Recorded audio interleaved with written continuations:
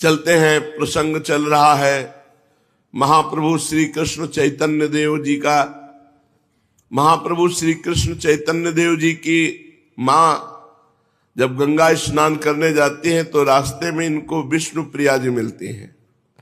इनको देखकर लगता है कि अगर ये हमारी निमाई की बहू बन जाए तो हमें बड़ा सुख मिल जाए।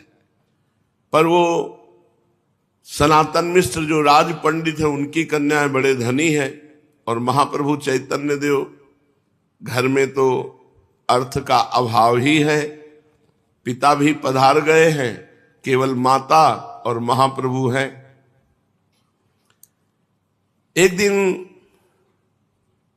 काशीनाथ नाम के एक घटक कहते हैं बिचौलिया को। बंगाल में जो लड़की लड़के का ब्याह कराता है उस बिचौलिया को घटक कहते हैं। वो घटक सची माता को मिले, महाप्रभु चैतन्य देव की मैया को, और उनसे कहा कि ठीक हालचाल है। तो उनका ठीक है, पर हम चाहते हैं कि अब हमारे घर में अगर निमाई का ब्याह हो जाए, घर में बहू हो तो सब सुख हो जाए।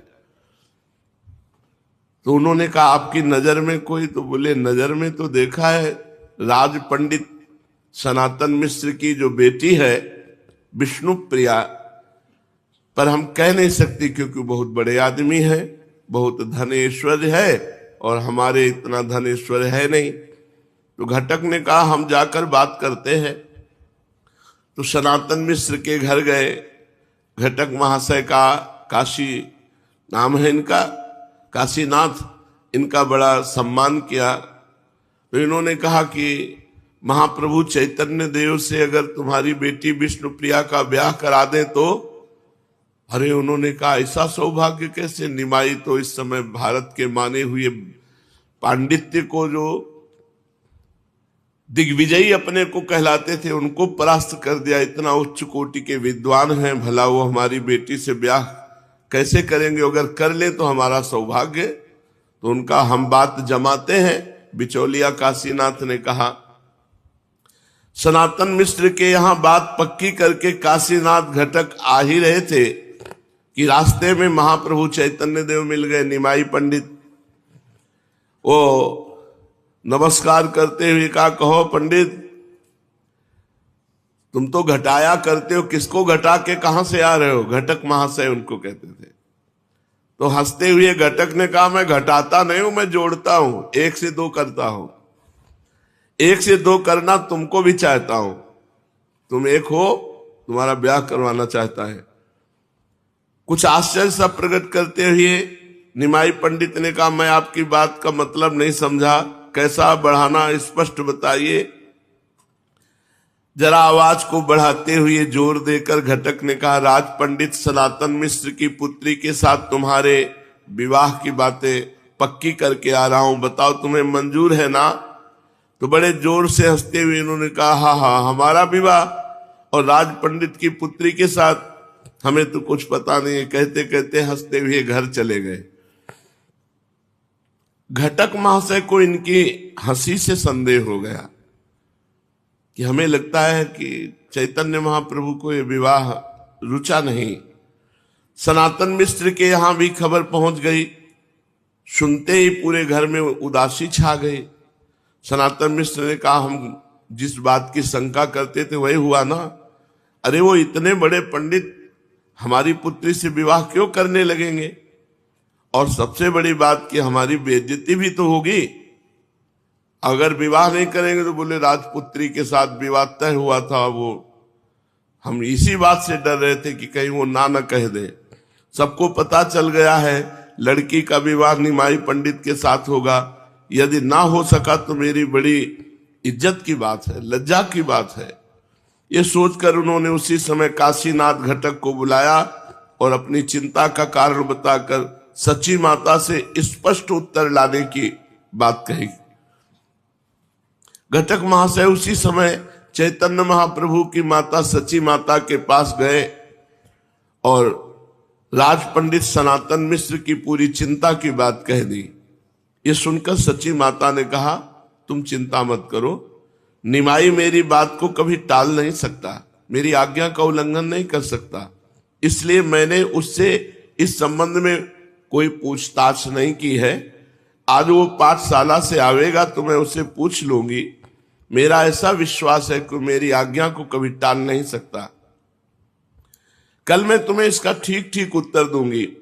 माता का ऐसा उत्तर सुनकर घटक अपने घर को चले गए। इधर जब शाम को पाठशाला से पढ़ाकर महाप्रभु चैतन्य देव घर आए तो माता ने इधर उधर की दो चार बातें करते हुए बड़े प्रेम से कहा, निमाई बेटा, मैं एक बात पूछना चाहती हूं, क्या सनातन मिश्र वाला संबंध तुझे मंजूर नहीं है? लड़की तो बड़ी सुशील और चतुर है, मैं उसे रोज गंगा जी पर देखती हूं। निमाई ने लजाते हुए कहा, मैं क्या जानूं, जो तुम्हें अच्छा लगे वो करो। माता को ये उत्तर सुनकर बड़ा संतोष हुआ। इन्होंने अपनी माता के संतोषार्थ स्वयं एक मनुष्य द्वारा सनातन मिश्र के यहाँ विवाह की तैयारी पक्की, ऐसी खबर भिजवा दी चैतन्य महाप्रभु ने। इस खबर के पाते सनातन मिश्र के घर में फिर दुगना आनंद छा गया और धूमधाम के साथ पुत्री के विवाह की तैयारियां करने लगे। इधर निमाई पंडित के पास इतना द्रव्य नहीं था कि वे राज पंडित की पुत्री के साथ खूब समारोह के साथ विवाह कर सके। इसके लिए वे कुछ चिंतित से हुए। धीरे धीरे इस बात की खबर इनके सभी विद्यार्थी तथा स्नेहियों को लग गई। विद्यार्थी बड़े प्रसन्न हुए, आकर कहने लगे कि गुरुजी, ज्योनार की मिठाइयां तो खूब खाने को मिलेंगी। सनातन मिश्र तो राज पंडित ठहरे, खूब जी खोलकर विवाह करेंगे, बढ़िया बढ़िया मिठाइयां बनावेंगे, खूब आनंद रहेगा। ये सब विद्यार्थियों की बातें सुनकर निमाई पंडित हंस देते। उस समय नवद्वीप में बुद्धिमंत खां ही सबसे बड़े जमींदार थे। वे उस समय के एक प्रकार के नवद्वीप के राजा ही समझे जाते थे। निमाई पंडित से वे बहुत स्नेह करते थे। इनके विवाह की बात सुनकर वे इनके पास पाठशाला में आए। जिनके चंडी मंडप में पढ़ाते थे वे मुकुंद संजय भी वहीं बैठे थे। उन्होंने इनका आगत भाव किया, स्वागत किया। बुद्धिमंत खां ने कहा, निमाई पंडित, सुना है तुम्हारा विवाह हो रहा है, ये बात कहां तक सच है? और सुना है अब की राज पंडित की पुत्री आपने पसंद की है। कुछ लजाते हुए इन्होंने कहा, आप जो भी सुनेंगे वो सत्य ही है। भला आपके सामने झूठ बात कहने की किसी की हिम्मत हो सकती है?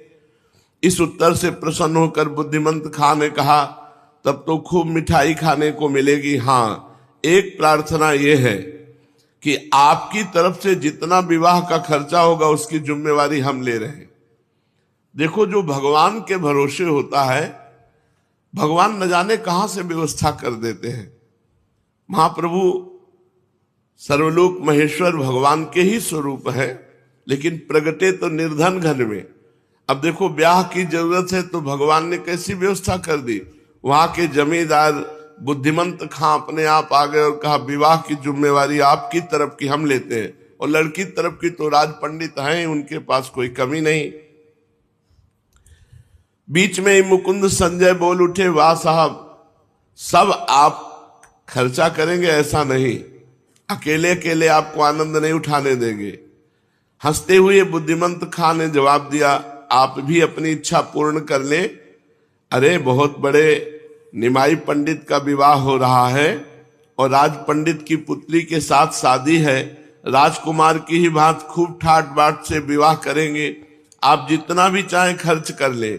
इस प्रकार विवाह के संपूर्ण खर्च का भार तो इन दोनों महाधनियों ने उठा लिया। अब निमाई इस बात से निश्चिंत हो गए, फिर भी उन्हें बहुत सा काम करना बकाया था। विद्यार्थियों की सहायता से सब विवाह की तैयारियां करने लगे।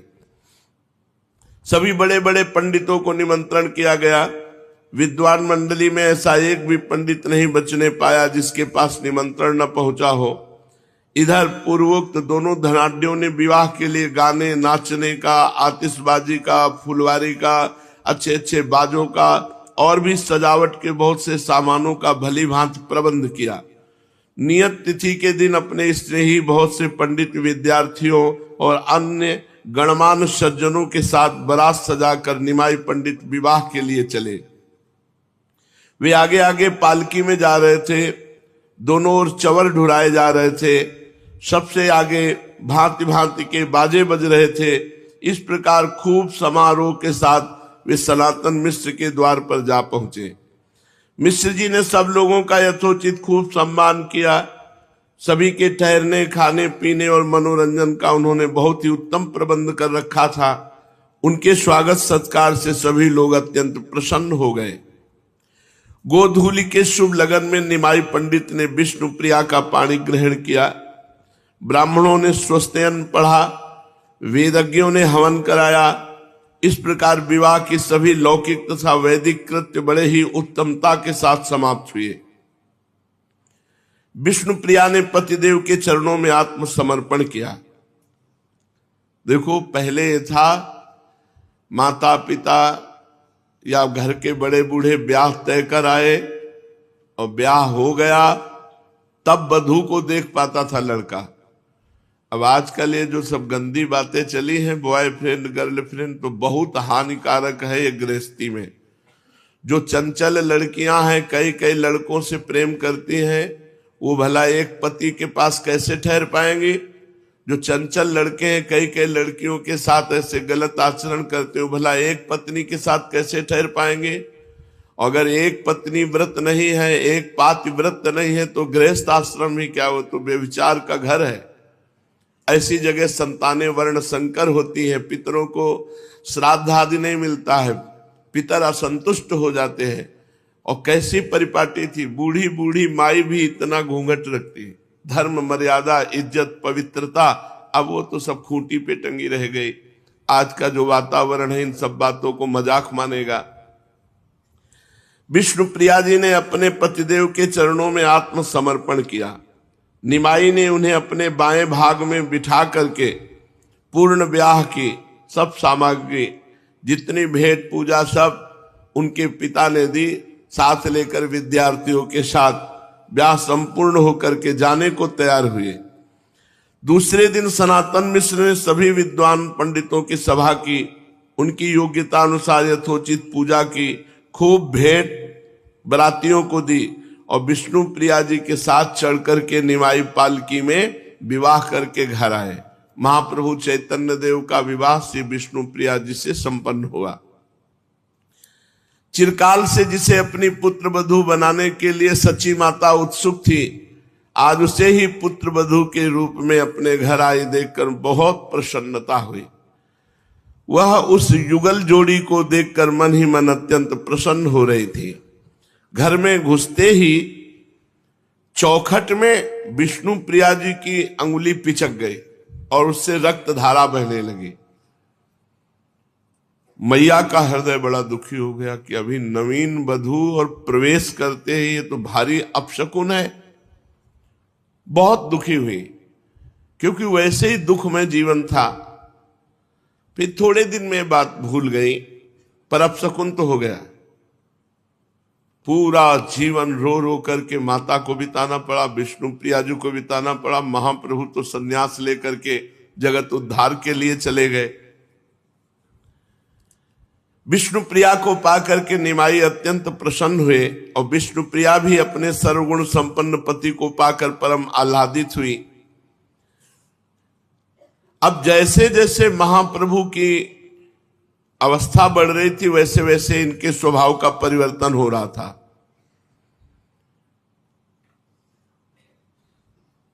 बड़ा गंभीर स्वभाव, एकांत में बैठ करके भगवत चिंतन परायण, हृदय का एकदम परिवर्तन। विवाह होने के बाद सारी चंचलता न जाने कहां खो गई। आप एकदम भगवान के ध्यान में गंभीर मुद्रा में बैठे रहते और शरीर में भी भावावेश आने लगे महाप्रभु के। शरीर के सभी अवयव स्वभाव के ही अनुसार बने हैं। मनुष्य जैसे जैसे प्राकृतिक विचारों को छोड़ता है और भगवान का चिंतन करता, वैसे वैसे उसके शरीर में दिव्यता आने लगती है। वो प्रकृति से ऊंचे उठ जाता है। उसका पांच भौतिक शरीर फिर अधिक काल टिकता नहीं है। इसीलिए बड़े बड़े महापुरुष जवानी अवस्था में, कम अवस्था में शरीर छोड़कर पधार गए, क्योंकि जब भगवद आवेश आता है तो ये शरीर सह नहीं पाता, पंचभूतों से बना हुआ, और कोई न कोई भयानक रोग बन जाता है या कोई भयानक परिस्थिति बन जाती है और उनका शरीर छूट जाता है। ये महापुरुषों में होता है। तुम लोग मत डरो हाँ कि हमारा शरीर छूट जाएगा, इस कोटि के महापुरुष नहीं हो कि तुम्हारा शरीर छूट जाएगा। नहीं, लोग सुनकर के कहते ना कि भक्ति करे तो पूरा परिवार बर्बाद हो जाता है। तुम उस कोटि के भक्त नहीं हो। जिस कोटि के हो खूब खाओ पियो, थोड़ा नाम जप कर लो, कीर्तन कर लो, जी ले, बस ऐसे है। इस कोटि के भक्त थोड़ी कि भावावेश आ गया और शरीर छूट जाएगा। कई प्रश्न करते हैं, इसलिए हम बताते जाते हैं बीच बीच में कि तुम उस कोटि के नहीं हो कि तुम्हारा शरीर छूट जाएगा। शरीर को तुम ममता से पकड़े हुए हो, तुम्हारे अंदर ऐसे भाव आने वाले नहीं। भावुक ज्ञानी और प्रेमी महात्मा कम अवस्था में शरीर छोड़कर जाते हुए देखे गए। भगवान शंकराचार्य जी बहुत कम अवस्था में, चैतन्य देव महाप्रभु जिनका चरित्र सुन रहे हैं, ज्ञानेश्वर, स्वामी राम तीर्थ, जगत बंधु, ये बड़े बड़े महापुरुष अल्प अवस्था में शरीर को छोड़ करके चले गए। कारण कि पंचभूतों में इतनी सामर्थ्य नहीं है कि उनके भावावेश को सह सके, तो फिर शरीर किसी न किसी बहाने अस्वस्थ हो जाता है और शरीर छूट जाता है। हाँ, कोई कोई महापुरुष अपने संकल्प का कुछ अंश देकर लोक कल्याण की जिसे भगवान ने सेवा दी है, वो अपने शरीर को बनाए रखते हैं। फिर भी उनमें भावुकता की अपेक्षा ज्ञानांश की अधिकता होती है। जिनके शरीर बचे रहते हैं, ज्ञान अधिक होता है, और वो अपने संकल्प से भगवान की आज्ञा पालन करने के लिए शरीर को बनाए रखते हैं। इसलिए सभा को उपदेश आदि देने की उनमें क्षमता बनी रहती है।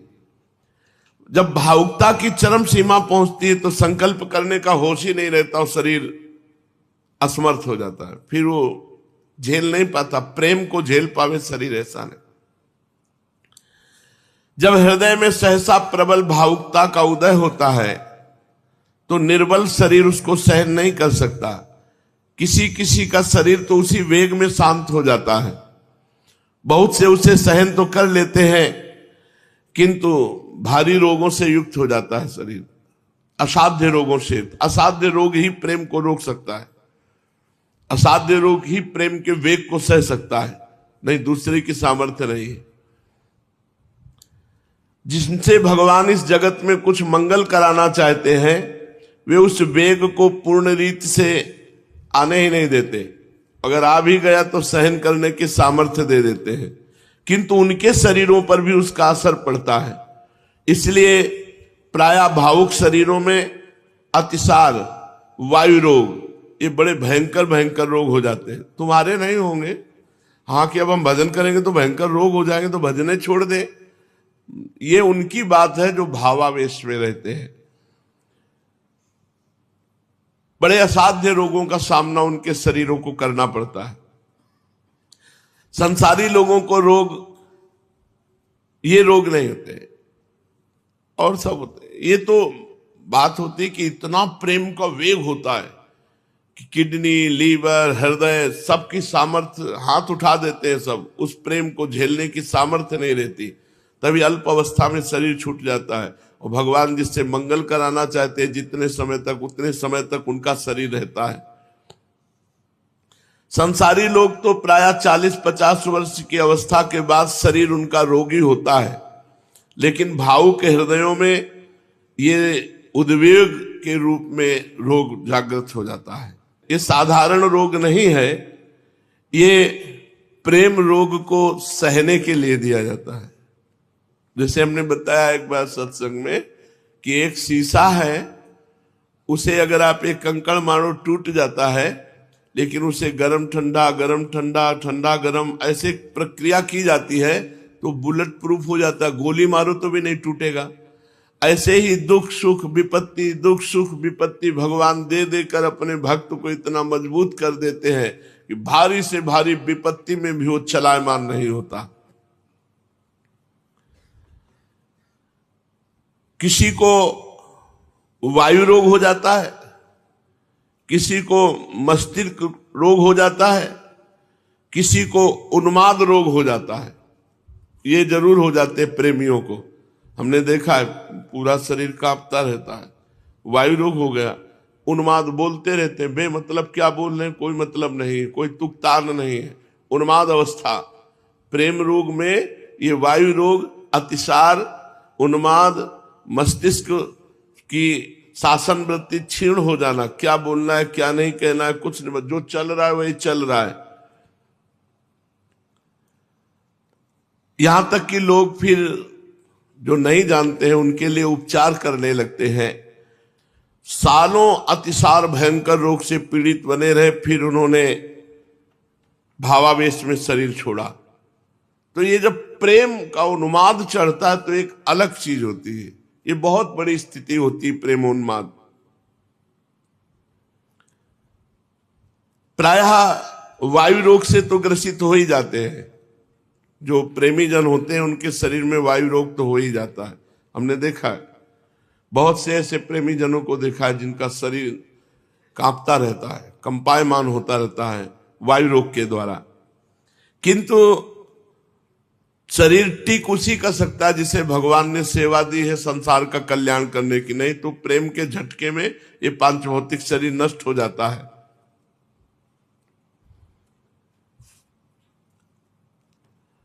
रामकृष्ण परमहंस जी के गले में कैंसर,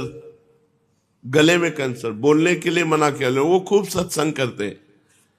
ये जब भावावेश आता है तो कोई न कोई असाध्य रोग उसको सपोर्ट करके रोकता है, तभी तो प्रेमियों की जय जयकार होती है। कोई साधारण जीव प्रेमी थोड़ी हो सकता है कि भोगी जीव कोई प्रेमी हो जाए। कोई योगी जो निरंतर भगवान के चिंतन में, वो इस भावावेश प्रेम को प्राप्त होता है। अब निमाई पंडित का भी गाढ़ चिंतन भगवान का, जहां बैठे तो डूब गए, और परम भावुक स्वभाव के थे। इनका शरीर तो बलवान था, तो चाहे जितना बलवान शरीर हो, प्रेम सहन करने की सामर्थ्य नहीं है। इसलिए इनका भावुकता का उत्तरोत्तर विकास हुआ और अंत में एकदम शरीर की स्थिति को ही भूल गए, देह शुद्धि भूल करके महाभाव में स्थित। इनके जीवन में एक से एक दिव्य भाव प्रकट हुए। इनकी सूरत बदल जाती, इनके शरीर की चेष्टाएं बदल जाती। ऐसी अलौकिक स्थिति प्रायः बड़े महापुरुषों में देखी गई, जैसी चैतन्य महाप्रभु के जीवन में देखी गई।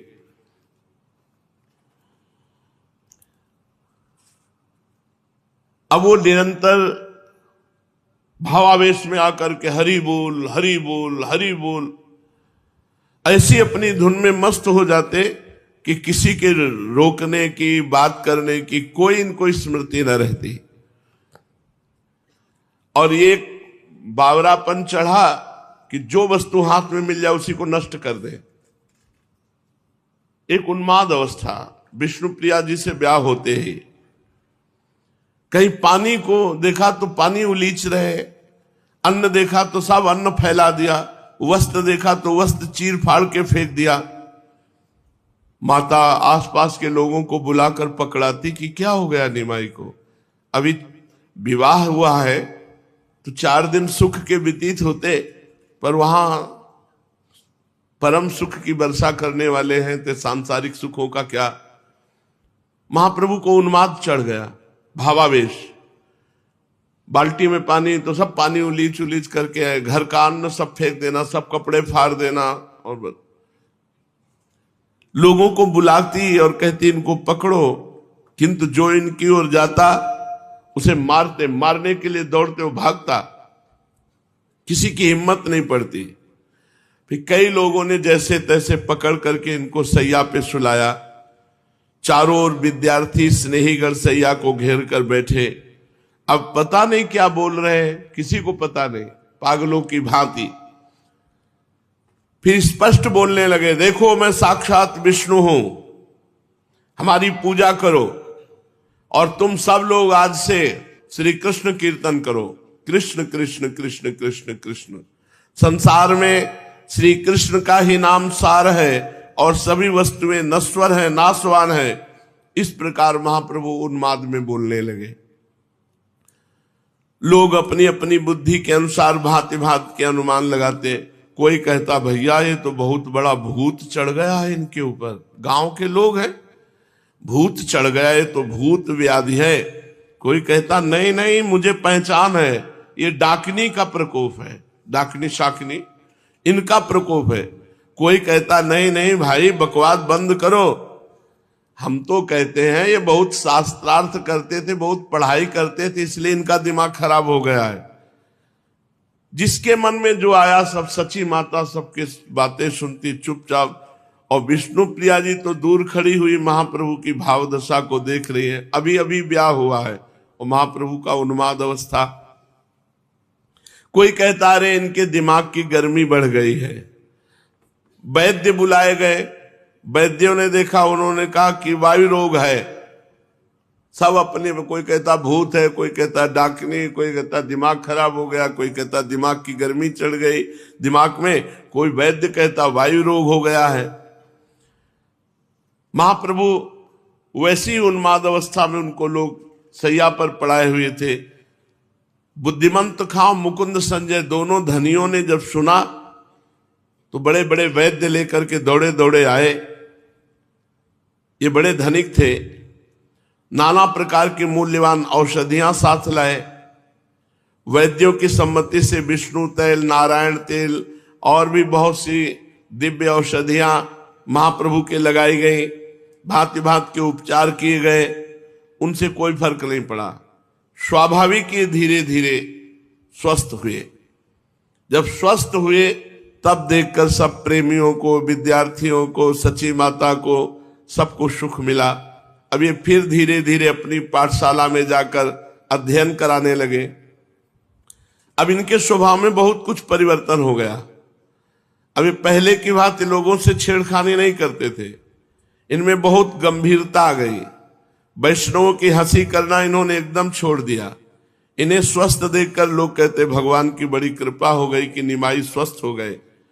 अरे भाई ये शरीर नाशवान है, क्षणभंगुर है, अब कुछ कृष्ण कीर्तन भी करना चाहिए, आयु को इस तरह बिता देना ठीक नहीं है। ये हाथ जोड़कर उन्हें प्रणाम करते, जो ऐसे ब्राह्मण लोग इनको शिक्षा देते। वैष्णवों को इनके स्वभाव परिवर्तन से बड़ी प्रसन्नता हुई। अब ये नियमित रूप से भगवान की पूजा करने लगे। निमाई पंडित तुलसी दल आदि से भगवान की अर्चना वंदना करना, संध्या पूजा करके पढ़ाने के लिए जाते।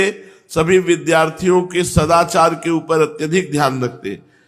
मस्तक पर तिलक होना चाहिए, बिना तिलक के जितना भी पूजा भजन साधन होता है वो व्यर्थ माना जाता है।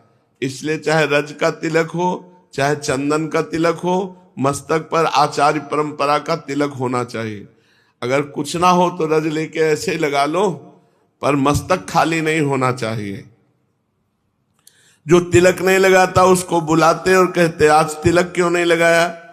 फिर सबको सुना के कहते जिसके मस्तक पर तिलक नहीं होता उसका संध्या बंदन भजन साधन सब व्यर्थ हो जाता है। इसलिए आज के बाद कोई तिलकहीन ना रहे, ऐसा महाप्रभु चैतन्य देव कहते। और पहले जाकर संध्या बंदन करके तिलक धारण करके तब हमारी पाठशाला में आओ। फिर समझाने लगते देखो भाई भगवान का भजन ही सब कुछ श्रेष्ठ है। जितना भी संसार में तुम श्रेष्ठ देख रहे हो ये सब नाशवान है। सत्य है भगवान का भजन।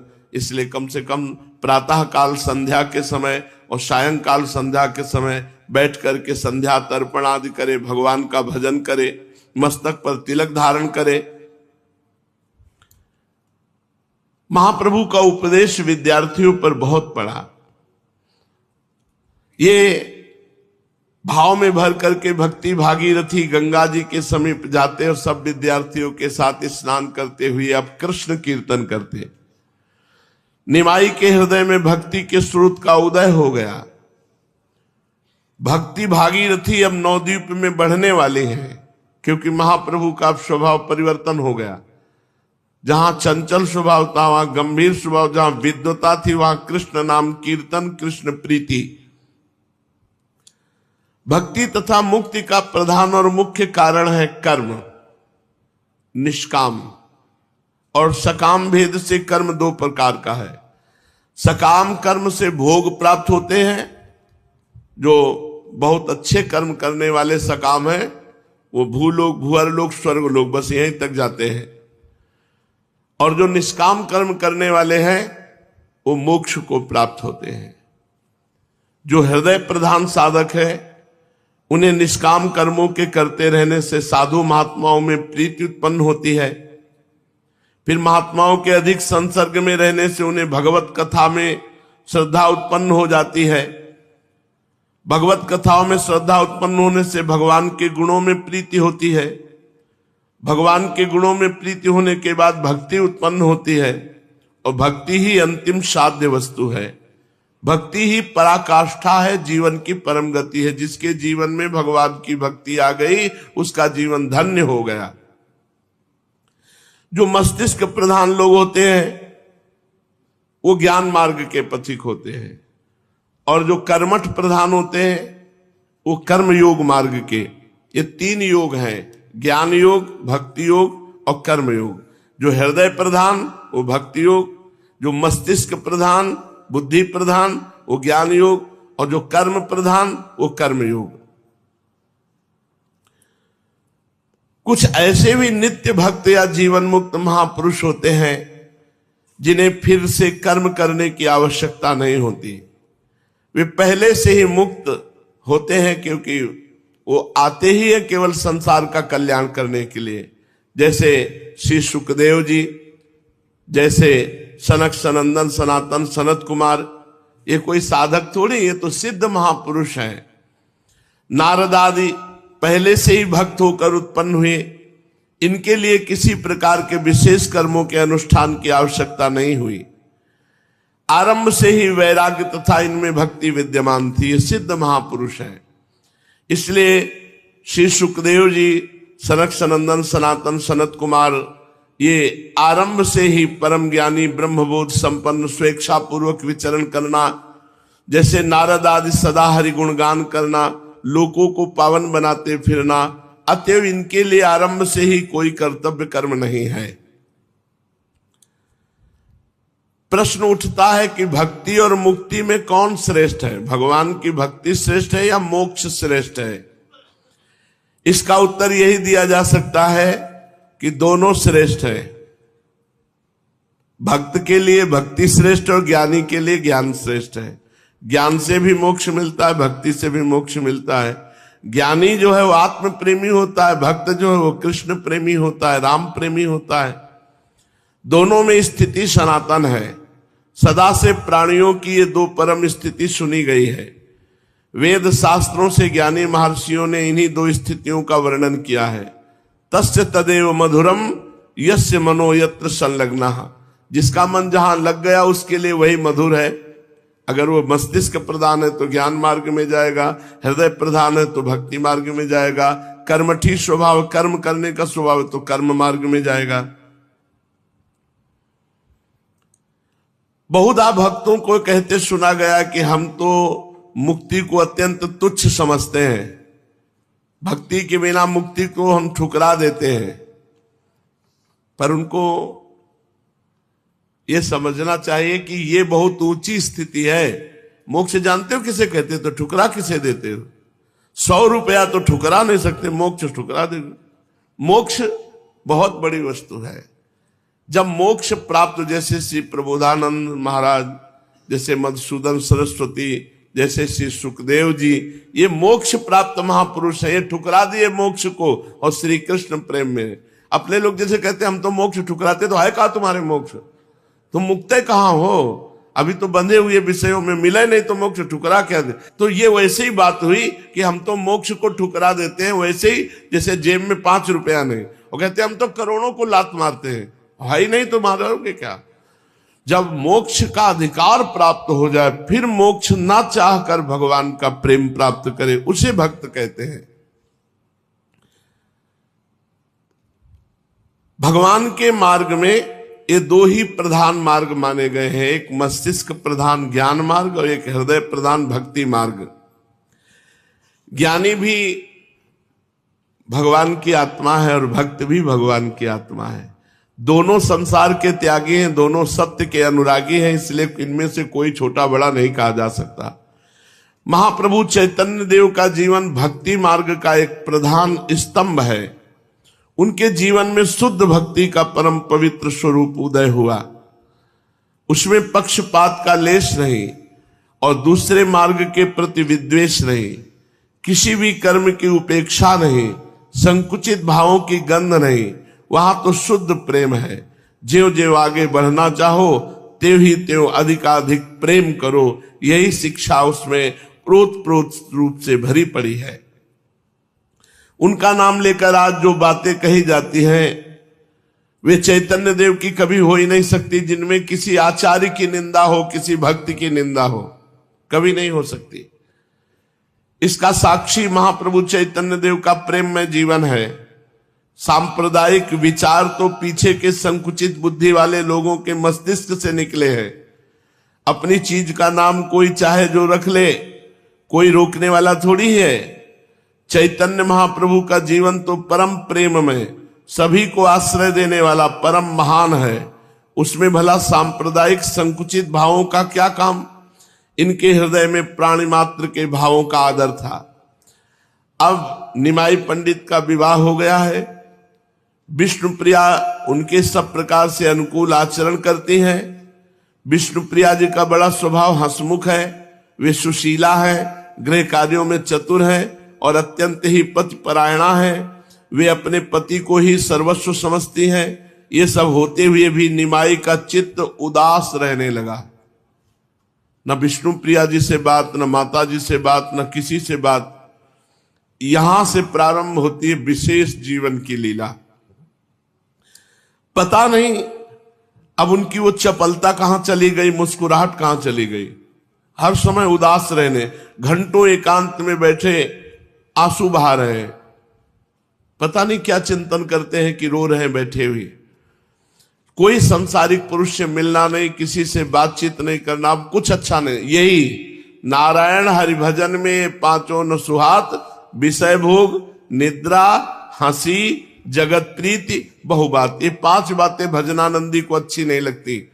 विषय भोग अच्छे नहीं लगते, बहुत प्रपंच की बातें अच्छी नहीं लगती, हंसी मजाक अच्छा नहीं लगता, नींद अच्छी नहीं लगती, लोगों से मिलना जुलना अच्छा नहीं लगता। महाप्रभु एकांत में घंटों बैठे रहते और भगवान का चिंतन करके रोते रहते। अब सभी को चिंता होने लगी, विष्णु प्रिया जी को भी, सची माता को भी, विद्यार्थियों को भी, क्योंकि किसी से बात न करना, उदास बैठे रहना। जब हृदय में किसी प्रबल भाव का आगमन होने को होता है तो उसके पूर्व हृदय एक प्रकार के अभाव का अनुभव करने लगता है। जी चाहता है कि चिल्ला चिल्ला कर रोऊं। ऐसी दशा में लोग समझ नहीं पाते, गलत समझने लगते कि इनको कोई रोग हो गया है, इनको कोई डिप्रेशन हो गया है या क्या है। वो एक हृदय में खालीपन, कब मिलेंगे भगवान, कैसे मिलेंगे भगवान, और वो रो रहा है तो बाहरी लोग कैसे जाने।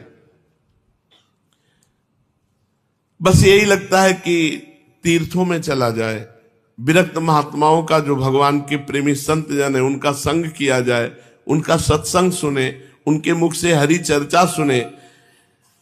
अब निमाई ने भी प्रकट किया कि मुझे तीर्थ यात्रा करनी है। बंगाल में सकाम कर्मों की प्रधानता है। वहां के बहुत ही कम मनुष्य निष्काम कर्म का महत्व जानते हैं। अधिकांश लोग किसी न किसी कामना से ही संपूर्ण धार्मिक कार्यों को करते हैं। सकाम कर्मों में पितृ श्राद्ध को बहुत बड़ा महत्व दिया गया है। स्मृतियों में पितृ कर्मों से भी देव कर्मों की अधिक महत्ता दी गई है। गृहस्थियों के लिए पितृ कर्म बड़ा मुख्य बताया गया है। पितृ कर्मों में गया धाम में जाकर पितरों के श्राद्ध करने का बहुत भारी महात्म वर्णन किया गया है। इसलिए प्रतिवर्ष बंगाल से लाखों मनुष्य गया जी पितृ श्राद्ध करने आते हैं। दूसरे प्रांतों से बहुत संख्या से यात्री आते हैं गया जी श्राद्ध करने के लिए। बंगाल में तो इसका बहुत प्रचार प्रसार है। अब निमाई पंडित ने भी अन्य पंडितों के साथ विचार किया कि चलो गया जी चला जाए। गया में जाकर अपने पिता का श्राद्ध करने का विचार आया।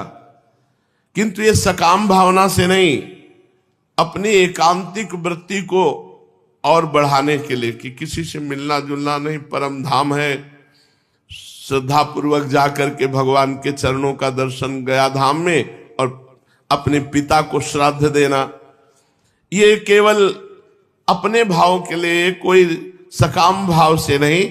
महाप्रभु ने सब ब्राह्मणों के साथ, जो विद्यार्थी भी थे, कुछ अध्यापक भी थे, जो साथ में तैयार हुए, तो महाप्रभु गया धाम की यात्रा करते हैं। तो आगे का प्रसंग है तो वो आगे फिर वर्णन करेंगे, नहीं तो अगर चले थोड़ा तो बीच में रोकना पड़ेगा, इसलिए गया धाम की यात्रा की चर्चा आगे। श्री राधा वल्लभ लाल की जय।